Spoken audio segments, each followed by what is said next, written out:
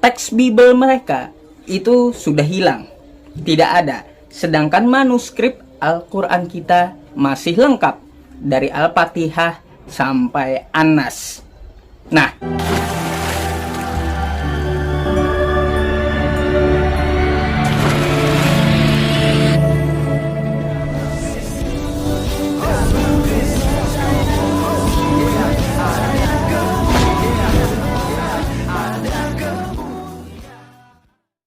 Salam teman-teman sekalian, berjumpa kembali dengan saya Arif Gula di channel TV Laskar Kristus ini. Pada kesempatan kali teman-teman sekalian, mari kita mendengarkan tentang ceramah Yusuf PI ya, yang mencoba memojokkan iman kekristenan dengan berkata bahwa Bible sudah dipalsukan karena tidak punya manuskrip ya, dan juga tidak punya data yang otentik yang bisa disebutkan nantinya ini sebuah kitab suci. Karena baginya kitab suci Alkitab itu dirubah-rubah sampai pada saat ini. Dan lebih lagi tuduhan-tuduhan mereka adalah semua isi Bible adalah karangan daripada Rasul Paulus. Nah teman-teman sekalian, mereka lupa bahwa Al-Quran sendiri juga itu sudah beberapa versi. Sudah dirubah-rubah, sudah tidak otentik lagi. Bahkan ya jauh setelah Muhammad meninggal baru Al-Quran ditulis. Tetapi mereka tidak sadar, malahan mereka menganggap Al-Quran mereka paling benar dan menghina kitab suci agama lain, yaitu Alkitab. Nah, oleh karenanya teman-teman sekalian, mari kita melihat apa yang disampaikannya, dan juga nantinya kita akan dengarkan langsung apa yang disampaikan oleh profesor daripada Islam sendiri yang mengatakan bahwa Al-Quran banyak versi dan juga banyak perubahan dan editing ya, perubahan. Berbagai daerah punya versi masing-masing dari kitab suci Al-Quran. Jadi saya langsung mengajak kita untuk menonton videonya berikut ini. saya terlahir sebagai muslim dan mempunyai kitab Al-Quranul Karim karena Al-Quranul Karim itu dijaga oleh Allah Subhanahu wa Ta'ala sampai sekarang. Teks Bible mereka itu sudah hilang, tidak ada. Sedangkan manuskrip Al-Quran kita masih lengkap dari Al-Fatihah sampai An-Nas.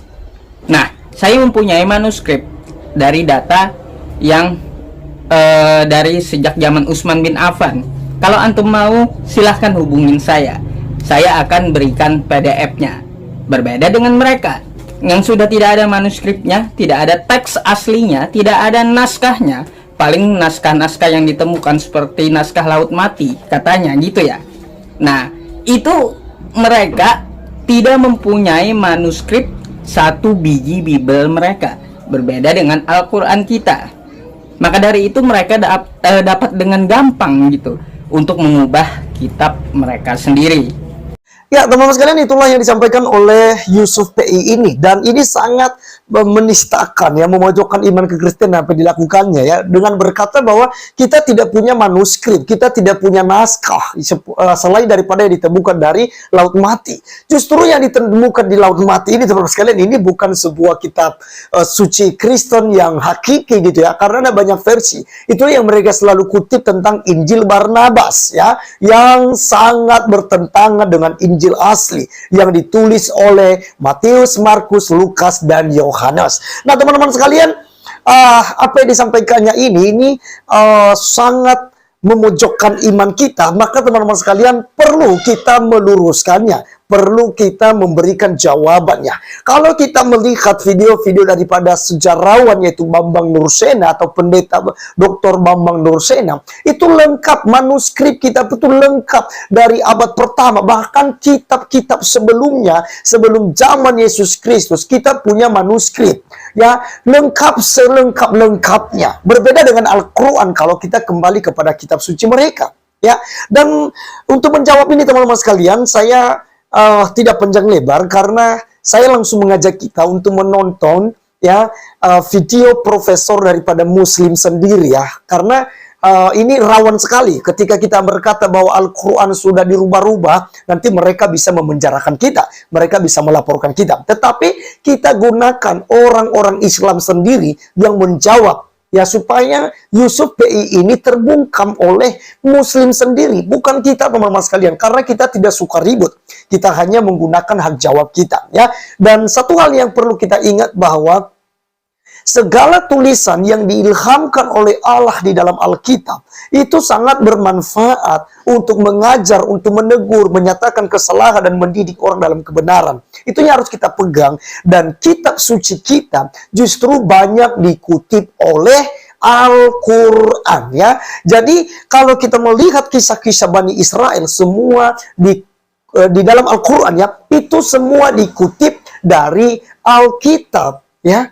Hanya saja maknanya, tahunnya, orangnya, mujizatnya yang dipelesetkan, ya. Jadi teman-teman sekalian, seperti yang saya sampaikan bahwa kita langsung menonton video daripada seorang profesor Islam yang memberikan keterangan yang valid soal Al-Quran yang dirubah-rubah, diedit-edit, bahkan sempat dibakar oleh Utsman, ya, setelah Nabi Muhammad tiada, ya. Berikut videonya. Seberapa yakin kita bahwa Al-Quran teksnya sudah fix seperti yang kita lihat sekarang itu pada periode Abu Bakar dan Utsman bin Affan. Kita sangat meyakini memang bahwa kitab Al-Quran yang sampai kepada kita sekarang itu diproduksi pada periode Utsman bin Affan. Ya, itu keyakinan kita. Ya, kalau Anda lihat Quran yang ada di depan kita ini, kita yakini ini adalah kitab yang sama yang diproduksi pada periode Utsman bin Affan. Ya. Jangan salah, kitab yang ada, Al-Quran yang ada di depan kita itu diproduksi tahun 1924 di Kairo. Ya, belakangan sekali. Jadi kitab Quran standar yang ada di mana-mana, termasuk yang di depan kita sekarang, itu adalah produk dari komite yang dibuat oleh Menteri Dalam Negeri di Mesir dan terbit pertama kali tahun 1924. Dan kenapa kemudian lahir menjadi kitab standar? Karena waktu itu, seperti halnya sekarang, Mesir itu menjadi kiblat orang-orang yang ingin mencari ilmu dari berbagai negara. Nah, para mahasiswa yang datang ke Mesir itu umumnya membawa Qur'annya sendiri-sendiri. Ada yang membawa dari Yaman, ada yang membawa dari Turki, dari Jakarta, dari Indonesia, dan dalam banyak edisi ada perbedaan-perbedaan. Ya, kan terutama di Yaman, di Maroko, mereka membaca Quran dengan cara berbeda dengan kita. Itu harus kita tahu, ya. Dan kita juga tahu bahwa minimal ada 7 bacaan Quran yang dibenarkan. Jadi ketika Al-Quran versi tertentu yang diterbitkan oleh satu negara berbeda, bukan salah. Karena mereka menuliskan itu sesuai dengan bacaan yang mereka ikuti. Bacaan yang umumnya diikuti oleh kita di Indonesia itu bacaan Asim. Ya. Nah, di negara-negara lain mereka menggunakan bacaan yang berbeda. Nah, ini bagi pemerintah Mesir dikhawatirkan akan membingungkan ketika mahasiswa dari berbagai negara itu membawa Qur'annya dengan versi yang berbeda-beda. Maka kemudian dibentuklah satu komite untuk menyatukan versi Al-Quran. Setelah melalui berbagai perdebatan, karena banyak yang tidak setuju, termasuk juga untuk mencetak Al-Quran, karena khawatir bahannya najis katanya, apalagi mesinnya dibuat oleh orang kafir. Jadi banyak yang tidak setuju bahwa Al-Quran itu akan dicetak. Tetapi walaupun ada banyak penolakan, komite yang dibentuk oleh Kementerian Dalam Negeri di Mesir berhasil menerbitkan pertama kali tahun 1924. Karena sokongan rial Saudi Arabia yang luar biasa, maka kemudian dengan sponsor uang Saudi, Al-Quran yang diterbitkan tahun 24 itulah yang kemudian disebar ke seluruh dunia, termasuk yang kita miliki di Indonesia sekarang. Jadi Al-Quran standar yang kita miliki itu produk tahun 1924. Ya. Nah, oke, sudah. Tapi kan bukankah di depannya ditulis Rasam Utsmani? Ya. Setiap Quran biasanya dipakai artikel Rasam Utsmani. Artinya ini naskah berasal dari Utsman. Itu kan yang kita yakini. Oke, baik. Tapi apakah benar Al-Quran yang kita memang ini sensitif ya? Saya sebenarnya takut ngomong Quran itu. Iya, atau kita skip Qurannya karena ini kitab suci yang paling sensitif kita omongin. Ntar saya dibilang ini kok mengkritik Al-Quran. Saya tidak mengkritik Al-Qurannya ya. Ini harus Anda pahami. Yang saya persoalkan itu adalah sejarahnya, sejarah teks, pemahaman historis kita tentang bagaimana Al-Quran ini terbentuk. Jadi jangan salah, nanti ada yang ngutip ini katanya orang lahir di ngajar di barat mengkritik Al-Quran. Tidak benar, saya tidak mengkritik Al-Quran. Yang saya persoalkan adalah pemahaman historis kita tentang bagaimana Al-Quran sampai kepada kita sekarang. Itu yang menjadi concern saya. Ya. Jadi seperti halnya kitab-kitab suci agama lain, Al-Quran pun sebenarnya formasinya atau kanonisasinya menjadi kitab yang ada sekarang itu terjadi secara gradual. Kalau Anda baca kitab Ibnu Abi Daud Al-Sijistani yang berjudul Kitabul Mashahif, ya, bahkan judulnya saja menarik, Kitabul Mashahif. Artinya Mashahif itu jamak dari mushaf. Artinya lebih dari satu mushaf, ada banyak mushaf. Ya. Nah, Al-Sijistani ini bercerita tentang inisiatif dari khalifah kelima dari Bani Umayyah, namanya Abdul Malik bin Marwan. Jadi Abdul Malik bin Marwan, khalifah kelima dari Bani Umayyah, bersama gubernurnya di Irak bernama Hajjaj bin Yusuf, mereka berdua membentuk satu komite untuk mengedit Al-Quran. Coba bayangkan, proses editing Al-Quran itu masih terjadi pada masa Abdul Malik bin Marwan. Dan di antara anggota komite yang dibentuk oleh Abdul Malik bin Marwan ini, mereka berjumlah 6 orang, itu terjadi perdebatan tentang bagaimana ini dibaca, apa yang perlu dimasukkan, apa yang tidak dimasukkan. Ya memang, ya ini kitab suci kita ya, masa iya Quran diedit gitu. Terus apa bahasa yang lebih sopan kira-kira? Mengedit Al-Quran itu kan berat sekali ya. Saya paham, Anda pasti susah menerima ini ya. Paham Tetapi gini lah, ulama-ulama awal itu masih berdebat tentang apa yang perlu dimasukkan, apa yang dihilangkan, apa yang salah, apa yang benar. Ya. Mereka dulu tuh terbiasa berdebat tentang ini.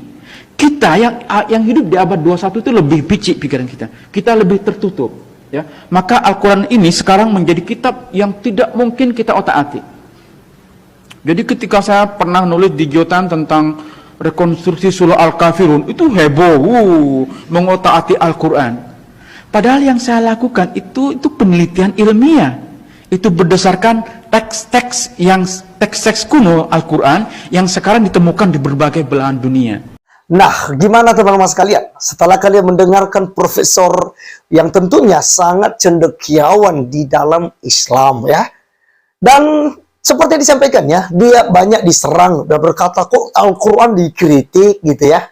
Karena bagi mereka Al-Quran adalah kitab suci yang gedebung jatuh dari langit. Tidak diedit, tidak dikarang oleh manusia. Dan tidak diberikan tafsir oleh manusia ya. Padahal teman-teman sekalian, kita lihat sendiri bahwa Al-Quran ditulis oleh tangan manusia. Dituliskan berdasarkan pemahaman mereka gitu ya, sejarah yang mereka ketahui, dan itulah yang mereka tuliskan di dalam Al-Quran. Dan kita lihat juga tadi, kita dengarkan bahwa ada banyak versi Al-Quran. Sekarang kita pakai Al-Quran yang mana? Kita percaya Al-Quran yang mana? Pak Yusuf PI gitu ya. Jangan Anda menghina, menistakan ya, merendahkan ya, mengucilkan kitab suci agama lain, sementara ajaran agamamu sendiri saja itu masih belepotan, masih ngawur, masih tak jelas gitu ya. Tapi Anda mencoba untuk menjelekkan agama lain. Ya seharusnya Anda percaya dengan ayat Al-Quranmu dong, yang katakan bahwa agamamu, agamamu, agamaku, agamaku. Tidak ada paksaan dalam agama Islam. Demikian juga dalam agama Kristen, tidak ada paksaan. Anda mau percaya kepada Tuhan Yesus Kristus, oke. Ya, jika Anda tidak percaya, lebih baik Anda diam. Karena itu menyangkut kepada keputusan pribadi lepas pribadi. Tidak ada paksaan satu dengan yang lainnya. Oleh karenanya, mari kita jalankan masing-masing tanpa kita menghina, tanpa kita menjatuhkan dan merendahkan, mengucilkan salah satu pihak selain daripada kita, ya. Ingat bahwa kita berada di NKRI. NKRI sudah harga mati, kita hidup berdasarkan Pancasila di Republik Indonesia ini. Maka jangan cari masalah dengan perdebatan agama, dengan mencoba memojokkan iman kekristenan. Terima kasih teman-teman sekalian sudah menonton. Kiranya kita ditambahkan wawasan dan iman percaya kita kepada Tuhan Yesus Kristus. Dan sampai ketemu di video saya selanjutnya. Tuhan Yesus memberkati kita.